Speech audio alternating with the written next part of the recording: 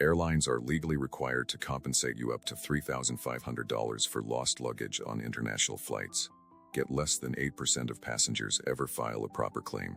The rest get offered a pathetic $50 travel voucher and accept it, thinking that's all they're entitled to. This isn't a hack or a loophole. This is your legal right under the Montreal Convention. And I'm going to show you exactly how to get every dollar you deserve. But that's just the beginning. Today, I'm not just revealing this one regulation. I'm exposing 16 legally protected passenger rights that airlines deliberately hide from you to save billions each year. If you think getting thousands back for lost luggage is valuable, wait until you hear right 9. It's a compensation rule so powerful that savvy travelers have used it to fund entire vacations after being bumped from flights. Before we continue, if you're tired of being taken advantage of by airlines and want to learn how to stand up for yourself, hit that subscribe button right now. I publish new passenger rights information every week, and trust me, after working in aviation law for over a decade, I have plenty more to share. Now let's dive in. Here's the most powerful passenger right that almost nobody knows about, and it could put thousands of dollars back in your pocket immediately.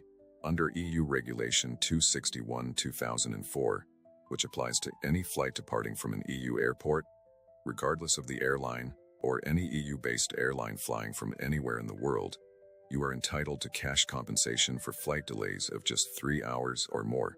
The compensation ranges from €250 to €600 depending on your flight distance. That's up to $700 in cash compensation. Not vouchers, not miles, not credits. Actual money that must be paid to you. And here's what the airlines don't tell you. This applies even when the delay was caused by technical issues. Despite what gate agents might claim, mechanical problems are not considered extraordinary circumstances. Here's exactly what to say. I understand my flight has been delayed by over 3 hours. Under EU Regulation 261/2004, I'm entitled to cash compensation of amount based on flight distance. Please process this claim immediately. If they refuse, say, I'll need written confirmation of your refusal and the name of your supervisor.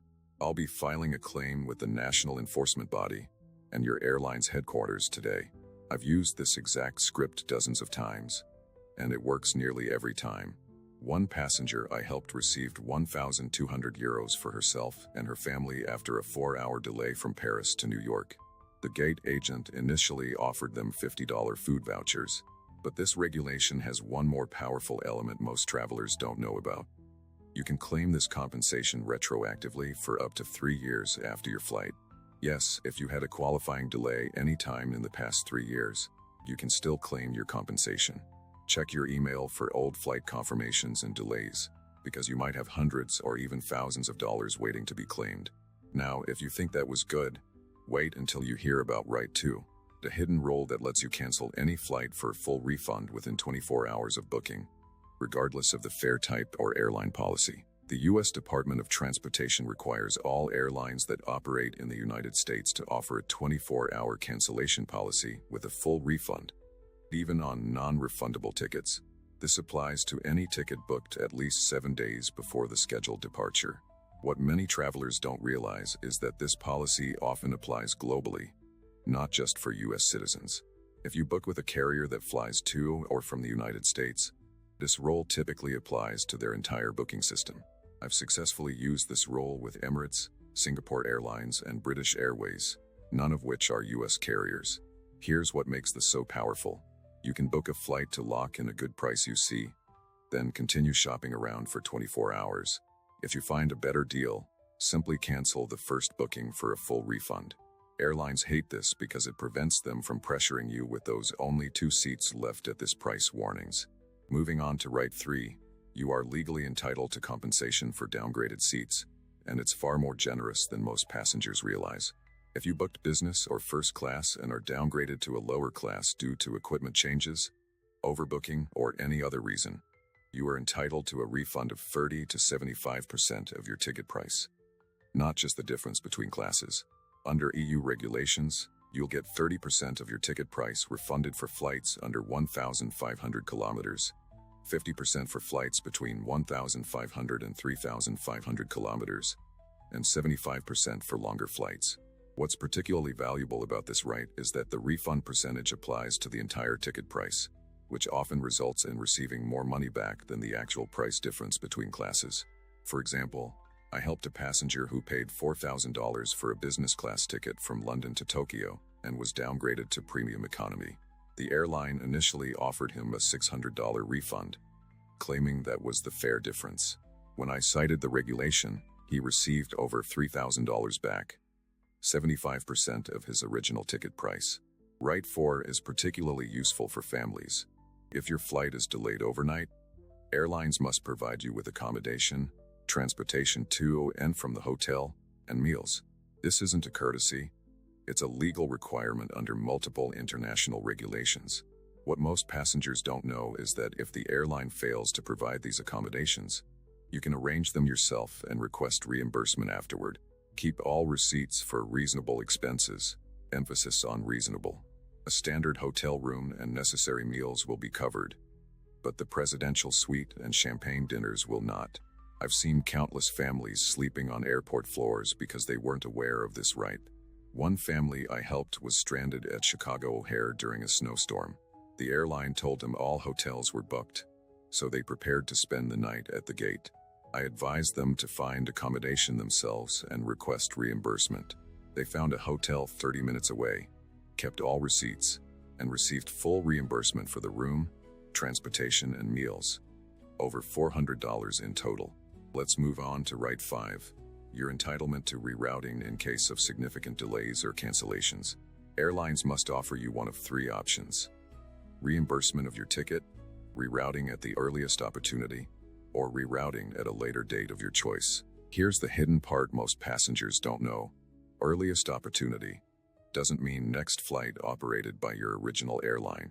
It means the next available flight to your destination on any airline. If your flight is canceled and the next flight with your original airline isn't until tomorrow, but another airline has a flight in 3 hours, you have the right to request that the original airline book you on the competitor's flight, at no additional cost to you. This right saved me when flying from Singapore to Sydney. My flight was canceled, and the airline offered to rebook me on their flight 48 hours later.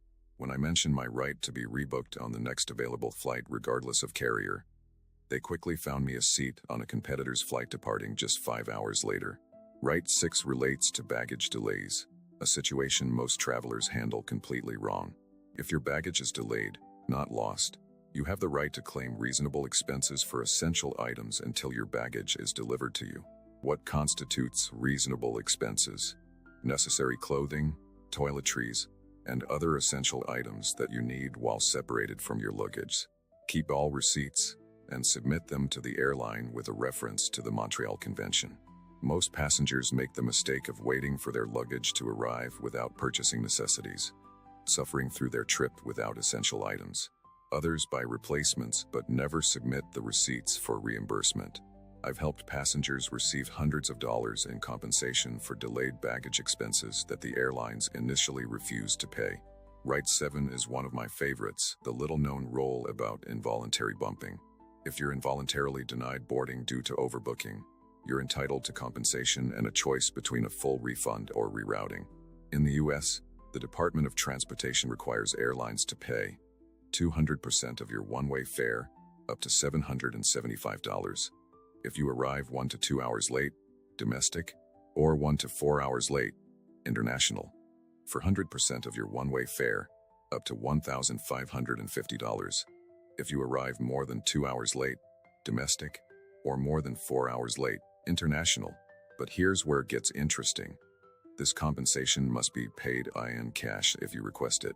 Airlines will always try to offer vouchers instead, often valued higher to make them seem more attractive.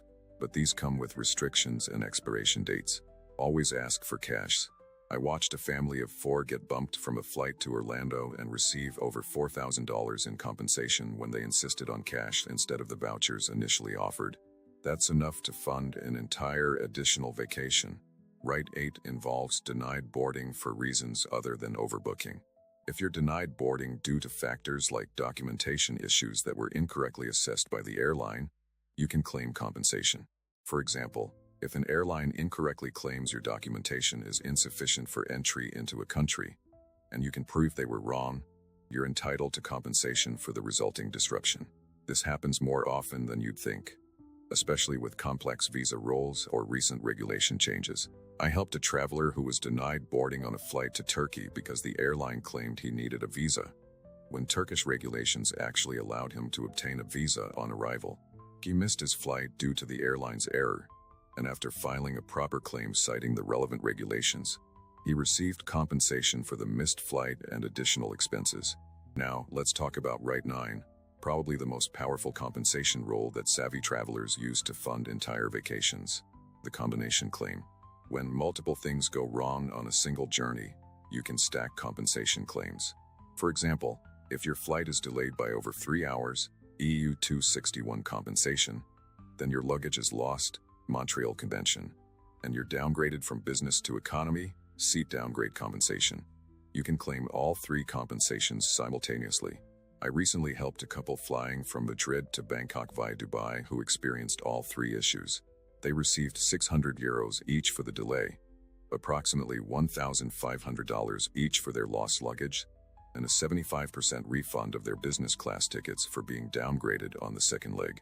Total compensation, over $7,000. Their entire 3-week vacation cost less than the compensation they received. Right 10 is about hidden airport services you're entitled to but rarely informed about. Many airports provide free services like strollers, escort services for elderly passengers, and special assistance beyond what's formally requested. For example, Frankfurt Airport offers free strollers after security, which is incredibly helpful for families with small children. Hong Kong International Airport provides free courtesy phone service for short local calls. Singapore Changi Airport offers free sightseeing tours for passengers with layovers of more than 5.5 hours. These services aren't advertised because they cost the airports money to provide, but they're your right as a passenger. Always ask at information desks about complimentary services available. You'll be surprised what you're entitled to that no one tells you about. Right 11 covers the hidden rules about flight changes. If an airline significantly changes your flight time after booking, usually by more than 2 hours, you have the right to a full refund, even on non-refundable tickets. The definition of significant varies by airline, but most major carriers consider a schedule change of more than 2 hours to be significant. Some airlines set the threshold even lower, at just 90 minutes. This is particularly useful when airlines change their schedules months in advance, as they often do seasonally. I used this right when British Airways changed my departure time by 3 hours, which would have made me miss an important meeting.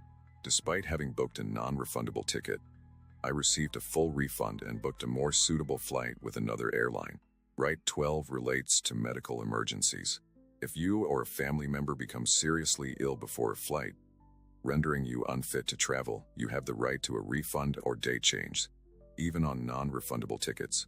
Most passengers don't know that all major airlines have exemptions for medical emergencies, but they rarely volunteer this information. You'll need to provide documentation from a medical professional, but once you do, airlines are required to either refund your ticket or allow you to change dates without penalty. I helped a passenger who had a medical emergency 2 days before a non-refundable international flight. The airline's website stated no refunds were possible, but when she submitted proper medical documentation and cited the airline's own conditions of carriage, she received a full refund of over $1,200. Right 13 is about in-flight amenities. If your seat features, entertainment system, or advertised amenities don't work properly, you're entitled to compensation. This is particularly relevant for long-haul flights where entertainment systems are essential for comfort. Most passengers simply accept malfunctioning equipment as bad luck, but it's actually a failure to deliver the contracted service. One business class passenger I advised had a non-reclining seat on a 14-hour flight. After properly documenting the issue and filing a claim referring to the airline's own service promises, he received a partial refund and bonus miles worth approximately $500.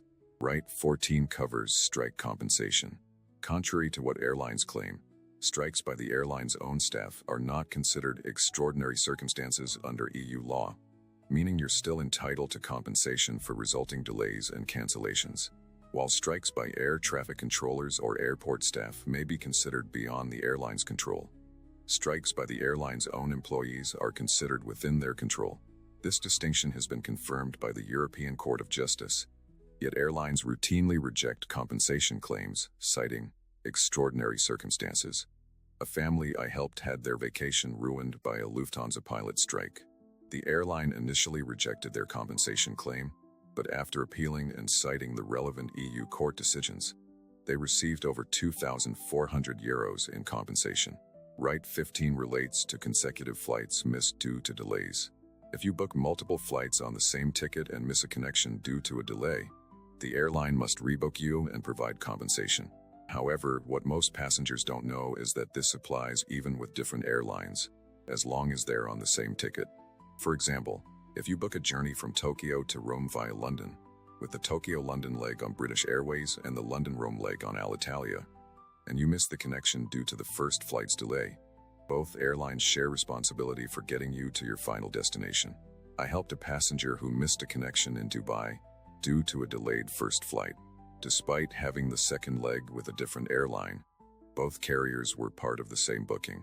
After properly asserting his rights, he was rebooked on the next available flight and received hotel accommodation, meals, and compensation for the delay. Finally, Right 16, the most underutilized passenger right of all, your entitlement to compensation for significantly downgraded in-flight service. If an airline advertises certain services or amenities as part of your fare class, like premium meals, lie flat beds, or specific wines in business class, if it fails to provide them, you're entitled to compensation. Airlines carefully word their marketing to avoid guarantees, but when specific amenities are clearly advertised for your fare, their absence constitutes a failure to deliver the contracted service. A business class passenger I advised was promised a full flat bed seat on a 12-hour flight but received an older aircraft with angled seats instead. After submitting a claim with screenshots of the advertised seat type from the booking confirmation, he received a partial refund and bonus miles worth approximately $700. So there you have it, 16 powerful passenger rights that airlines hope you never discover. These aren't tricks or hacks. These are your legal entitlements as an air traveler that airlines consistently fail to disclose. The next time you face a delay, cancellation, or service issue, remember that you have significant legal protections. Don't accept a $10 food voucher when you're legally entitled to hundreds or even thousands in compensation. If this video has helped you understand your rights, please hit that like button and subscribe for more insider information about your travel rights. In the comments, let me know which of these rights surprised you the most or if you've ever successfully claimed compensation from an airline. And if you want to learn how to identify the perfect seats on any aircraft to maximize comfort and service, watch my next video. I'll show you how to decode airline seating charts to find hidden gems that cost the same as regular seats but offer significantly more space and privacy. Until next time, safe travels, and remember to stand up for your rights as a passenger.